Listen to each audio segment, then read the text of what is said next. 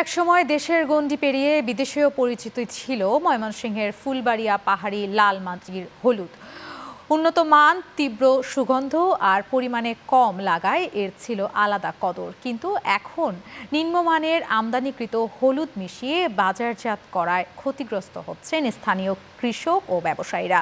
কৃষি বিভাগ বলছে, নকল হলুদ বিক্রির বিরুদ্ধে প্রশাসনের সহায়তা ব্যবস্থা নেওয়া হবে। কামরুজ্জামান মিন্টুর প্রতিবেদন। ময়মনসিংহের ফুলবাড়িয়ার লালমাটির হলুদের খ্যাতি রয়েছে দেশ জুড়ে। একসময় রফতানি হতো এই হলুদের মান ও গুণগত বৈশিষ্ট্যের কারণে, কিন্তু মুক্তবাজার অর্থনীতিতে সেই সম্ভাবনাকে কাজে লাগানো যায়নি। কৃষকদের অভিযোগ, ভারত ও মিয়ানমার থেকে নিম্নমানের হলুদ আমদানি করে বাজারে বিক্রি হচ্ছে লালমাটির হলুদের সাথে মিশিয়ে। এতে ক্ষতিগ্রস্ত হচ্ছেন স্থানীয় চাষি ও ব্যবসায়ীরা। ফুলবাড়িয়া হলুদ এক নম্বর, এর চেয়ে কোনো বালা হলুদ হয় না। এই ভেজাল হলদি মিশাইয়া আঙ্গার বাজারটা একদম ডাউন বানা ফেলেছে।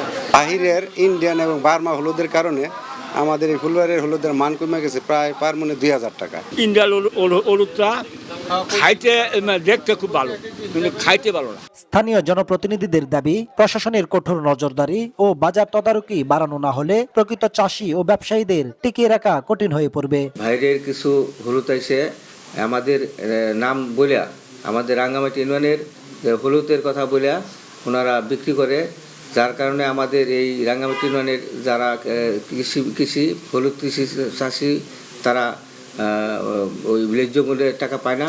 উপজেলা কৃষি বিভাগ বলছে, নকল হলুদ বাজারজাতের অভিযোগ পাওয়া গেলে প্রশাসনের সহযোগিতায় ব্যবস্থা নেওয়া হবে। একই সঙ্গে ফুলবাড়িয়ার লাল মাটির হলুদকে ভৌগোলিক নির্দেশক বা জিআই পণ্যের স্বীকৃতি দেওয়ার প্রস্তুতিও চলছে। ফুলবাড়িয়ার যে হলুদের যে সুনাম, সেটা কিন্তু বিভিন্নভাবে নষ্ট করার জন্য একটা চেষ্টা করা হয়, যে বিশেষ করে মিয়ানমার থেকে যে হলুদগুলো আসে, সেই হলুদগুলো ফুলবাড়িয়ার হলুদের সাথে মিশিয়ে এটা ফুলবাড়িয়ার হলুদ বলে চালানোর একটা চেষ্টা চালানো হয়। এটা একটা আমাদের জন্য খুবই দুঃখজনক। কৃষি বিভাগের তথ্য মতে গত 5 বছরে ফুলবাড়িয়ায় হলুদের আবাদ কমেছে প্রায় 320 হেক্টর জমিতে। কামরুজ্জামান মিন্টু, চ্যানেল 9, ময়মনসিংহ।